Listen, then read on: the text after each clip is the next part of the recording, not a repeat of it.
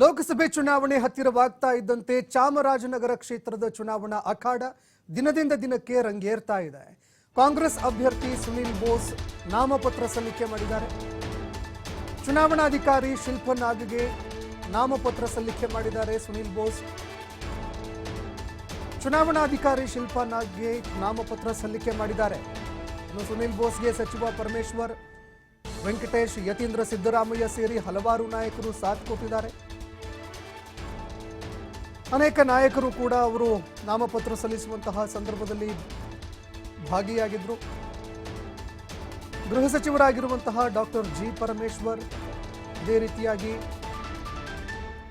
ವೆಂಕಟೇಶ್, ಯತೀಂದ್ರ ಸಿದ್ದರಾಮಯ್ಯ ಆದಿಯಾಗಿ ಹಲವಾರು ನಾಯಕರು ಸುನಿಲ್ ಬೋಸ್ಗೆ ಸಾಥ್ ಕೊಟ್ಟಿದ್ದಾರೆ.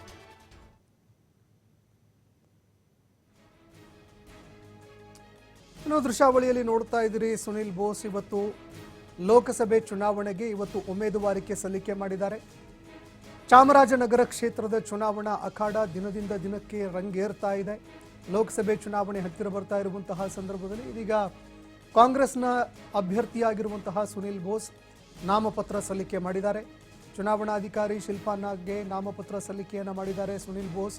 ಇದೇ ಸಂದರ್ಭದಲ್ಲಿ ಸುನಿಲ್ ಬೋಸ್ಗೆ ಸಚಿವ ಡಾಕ್ಟರ್ ಜಿ ಪರಮೇಶ್ವರ್, ವೆಂಕಟೇಶ್, ಯತೀಂದ್ರ ಸಿದ್ದರಾಮಯ್ಯ ಸೇರಿ ಹಲವರು ಸಾಥ್ ಕೊಟ್ಟಿದ್ದಾರೆ. ಇನ್ನು ಅದೇ ರೀತಿಯಾಗಿ ಸಾವಿರಾರು ಸಂಖ್ಯೆಯಲ್ಲಿ ಜನರು ಕೂಡ ನಾಮಪತ್ರ ಸಲ್ಲಿಕೆ ವೇಳೆಯಲ್ಲಿ ಆಗಮಿಸಿದರು. ಸಾವಿರಾರು ಸಂಖ್ಯೆಯಲ್ಲಿ ಸಾರ್ವಜನಿಕರು, ಅದೇ ರೀತಿಯಾಗಿ ಕಾಂಗ್ರೆಸ್ನ ಕಾರ್ಯಕರ್ತರು ರಸ್ತೆಯ ಇಕ್ಕೆಲಗಳಲ್ಲಿ ಕಿಕ್ಕಿರಿದು ತುಂಬಿದರು. ಇನ್ನು ಅದೇ ರೀತಿಯಾಗಿ ಮೆರವಣಿಗೆ ವಾಹನದ ಮೂಲಕ ಆಗಮಿಸಿದಂತಹ ಸುನಿಲ್ ಬೋಸ್ ತಮ್ಮ ಉಮೇದುವಾರಿಕೆಯನ್ನು ಸಲ್ಲಿಕೆ ಮಾಡಿದ್ದಾರೆ.